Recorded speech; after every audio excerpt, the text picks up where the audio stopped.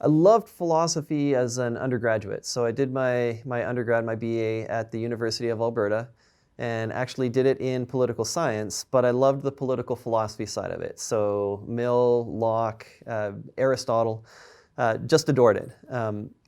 But thought I was going to be a lawyer. That's what I was kind of planning for, being groomed for. So poli-sci was a good pre-law degree at the U of A.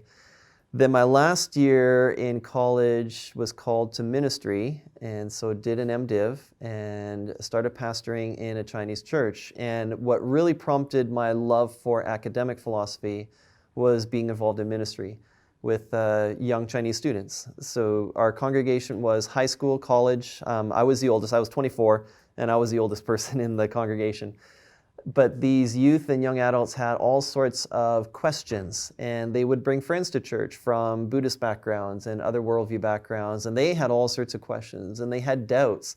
And so they would ask me their questions, and I wouldn't have a clue how to answer them. And so I began just reading and studying a lot of good apologetic work. William Lane Craig was probably the first real strong academic apologists that I would read, Ravi Zacharias, Gary Habermas, and others, and just fell in love with it. The process of learning and studying and growing, being able to answer the big questions.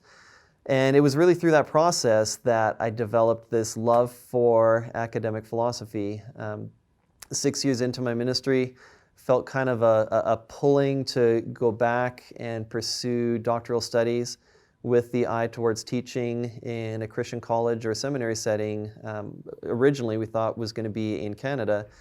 And so went to Southern Seminary, did a PhD in philosophy, worldview, and apologetics.